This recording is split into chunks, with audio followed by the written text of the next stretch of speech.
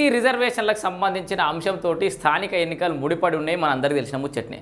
So ఇక రాబోతున్న notification అనే ముందు బీసీ రిజర్వేషన్లకు బీసీలకు 42% రిజర్వేషన్ ఇచ్చినాకనే ఎన్నికలకు పోతామని కాంగ్రెస్ పార్టీ పట్టుబట్టి కూర్చోవడంతో, సో ఎందుకంటే అది మాత్రం వాళ్ళకు ఓట్లు రాలుస్తుందని చెప్పేసి వాళ్ళు భావిస్తున్న నేపథ్యంలో ఈ 2018 పంచాయతీరాజ్ చట్టానికి అమెండ్మెంట్స్ చేసి ఆర్డినెన్స్ అయితే జారీ చేసిరు. ఆర్డినెన్స్ గవర్నర్ దగ్గరికి పోయింది, ఆగిన ముచ్చడం ఇక్కడికే కదా. ఇప్పుడు గుడ్ న్యూస్ ఏంటంటే ఆ ఫైల్లో జరంత కదలికి వచ్చింది, అంటే జరంత టేబుల్ మిక్కలకి ఇట్లా కదిలింది అన్నట్టు.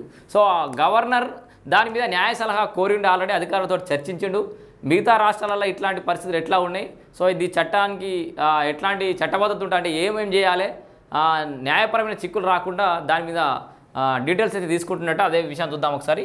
బీసీలకు రిజర్వేషన్ ఆర్డినెన్స్పై న్యాయ సలహా కోరిన గవర్నర్, సో అధికారులతో చర్చించిన తర్వాత కోరిన గవర్నర్ అని చెప్పేసి అయితే కనబడుతుంది. సో మనం పూర్తి వివరాలు ఒకసారి చూద్దాం.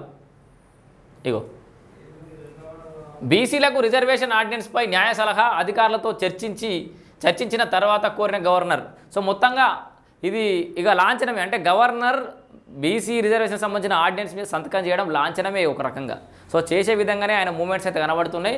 సో తొందరలోనే, ఎందుకంటే ఒకవేళ చేయని పక్షాన భారతీయ జనతా పార్టీని ఇరుకున పెట్టే ప్రయత్నం కాంగ్రెస్ పార్టీ చేయొచ్చు. ఎందుకంటే మేము రిజర్వేషన్ చేసి అటు పంపిస్తాడు ద్రౌపది ముర్ము దగ్గర, అక్కడ పెండింగ్లో ఉంది, డిసిషన్ లేదు.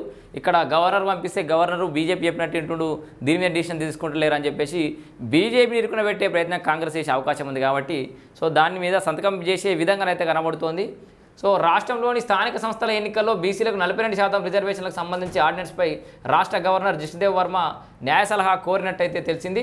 సో రిజర్వేషన్ అమలుకు వీలుగా తెలంగాణ పంచాయతీరాజ్ చట్టం 2018 సవరణ కోసం రాష్ట్ర ప్రభుత్వం పంపిన ఆర్డినెన్స్ ఫైల్లో కదలిక వచ్చింది. ఈ ఆర్డినెన్స్పై గవర్నర్ జిష్ణుదేవ్ వర్మ రాజ్భవన్లో అధికారులతో శుక్రవారం చర్చించినట్టు సమాచారం. సో ఆల్రెడీ అధికారం పిలిపించుకొని చర్చించినట్టు జిష్ణుదేవ్ వర్మ. సో అంతేకాక ఈ ఆర్డినెన్స్ రిజర్వేషన్ అంశాలపై గవర్నర్ న్యాయ సలహా కోరినట్టు తెలిసింది. సో న్యాయ సలహా కోరినంటే ఇక దాదాపు అయిపోయినట్టే. ఎందుకంటే వీళ్ళు కూడా అటార్నీ జనరల్ న్యాయ నిపుణులను పక్కన పెట్టుకొని రాష్ట్ర కేబినెట్ నిర్వహించారు కాబట్టి సో న్యాయ సలహాలో కూడా పెద్ద మార్పులు ఏమి ఉండకపోవచ్చు. అంతేకాక రిజర్వేషన్లు వాటి అమలుకు సంబంధించి ఇతర రాష్ట్రాల నుంచి కూడా పలు వివరాలు తీసుకోవాలని సంబంధిత అధికారులకు గవర్నర్ ఈ సందర్భంగా ఆదేశించినట్టు సమాచారం.